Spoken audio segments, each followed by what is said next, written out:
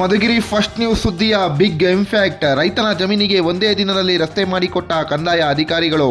ಮಧುಗಿರಿ ತನ್ನ ಜಮೀನಿಗೆ ರಸ್ತೆ ಮಾಡಿಕೊಡಲು ಅರ್ಜಿ ನೀಡಿ ಮನವಿ ಮಾಡಿದ್ದು ಲೋಕಾಯುಕ್ತರೇ ಸೂಚಿಸಿದರು. ಕ್ಯಾರೆ ಎನ್ನದ ಕಂದಾಯ ಅಧಿಕಾರಿಗಳು ಲಂಚಕ್ಕಾಗಿ ಬೇಡಿಕೆ ಇಟ್ಟು ಅಲೆದಾಡಿಸಿದ್ದಕ್ಕೆ ಆಕ್ರೋಶಗೊಂಡ ರೈತನೊಬ್ಬ ತಾನು ಬೆಳೆದ ಮೂಲಂಗಿಯನ್ನು ಲಂಚವಾಗಿ ನೀಡಲು ಬಂದಿರುವುದು ತೀವ್ರ ಚರ್ಚೆಗೆ ಗ್ರಾಸವಾಗಿತ್ತು. ತಾಲೂಕಿನ ದೊಡ್ಡೇರಿ ಹೋಬಳಿಯ ಜಕ್ಕೇನಹಳ್ಳಿಯ ರೈತ ಪ್ರಸನ್ನ ಕುಮಾರ್ ಅವರಿಗೆ ಈ ಸ್ಥಿತಿ ಬಂದಿದ್ದು ತಾಲೂಕು ಕಚೇರಿಯ ಮುಂದೆ ಮೈಕಿಡಿದು ನನಗೆ ಲಂಚ ನೀಡಲು ಹಣವಿಲ್ಲ, ಬದಲಿಗೆ ನಾನು ಬೆಳೆದ ಮೂಲಂಗಿಯನ್ನು ಲಂಚವಾಗಿ ನೀಡುತ್ತೇನೆ, ಬನ್ನಿ ಬನ್ನಿ ಎಂದು ಘೋಷಣೆ ಕೂಗಿದ್ದರು.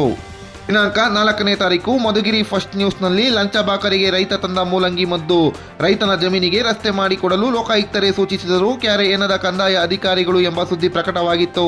ಈ ವರದಿ ನೋಡಿ ಎಚ್ಚೆತ್ತುಕೊಂಡ ಕಂದಾಯ ಅಧಿಕಾರಿ ಜಯಪ್ರಕಾಶ್, ವಿಲೇಜ್ ಅಕೌಂಟೆಂಟ್ ಶರಣು ಹಾಗೂ ಸರ್ವೆ ಅಧಿಕಾರಿಗಳು ಒಂದೇ ದಿನದಲ್ಲಿ ರೈತರ ಜಮೀನಿಗೆ ಧಾವಿಸಿ ಸರ್ವೆ ನಡೆಸಿ ಪ್ರಸನ್ನ ಕುಮಾರ್ ಅವರ ಜಮೀನಿಗೆ ರಸ್ತೆ ಮಾಡಿಕೊಟ್ಟಿದ್ದಾರೆ. ರೈತ ಪ್ರಸನ್ನ ಕುಮಾರ್ ಮಾತನಾಡಿ, ನನ್ನ ಪ್ರತಿಭಟನೆಗೆ ನ್ಯಾಯ ಸಿಕ್ಕಿದೆ, ಸಹಕರಿಸಿದ ಮಾಧ್ಯಮದವರಿಗೂ ಹಾಗೂ ಕಂದಾಯ ಅಧಿಕಾರಿಗಳಿಗೆ ಧನ್ಯವಾದಗಳು ತಿಳಿಸಿದರು.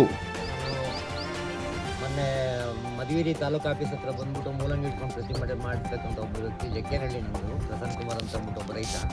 ನಾನು ಅವತ್ತು ಪ್ರತಿಭಟನೆಗೆ ದಾರಿ ಇಲ್ಲ ಅಂತ ಅಂದ್ಬಿಟ್ಟು ನಾನು ಪ್ರತಿಭಟನೆ ಮಾಡಿ ಸುಮಾರು ನಾನು ಇದು ಮಾಡಿದಾಗ ಎಲ್ಲ ಮಾಧ್ಯಮ ವರ್ಗದವರು ಬಂದ್ಬಿಟ್ಟು ನನಗೆ ಒಂದು ಸಹಾಯ ಮಾಡಿ ಹೆಲ್ಪ್ ಮಾಡಿದ್ದಾರೆ. ಅದು ತಕ್ಕನಾಗಿ ಅಧಿಕಾರಿಗಳು ಸಮೇತ ಬಂದ್ಬಿಟ್ಟು ಇವತ್ತು ಬಂದು ನಮ್ಮ ಇಬ್ಬರಿಗೂ ಕೂಡಿಸ್ಕೊಂಡು ಕಾಂಪ್ರಮೈಸ್ ಮಾಡಿ ಒಂದು ಅವ್ರ ಜಮೀನಿನ ಬದಿನಲ್ಲಿ ರಸ್ತೆ ಮಾಡಿಕೊಡೋದಕ್ಕೆ ಎಲ್ಲ ಬಂದು ಇವತ್ತು ಕೆಲಸ ಮಾಡ್ತಾ ಇದ್ದಾರೆ.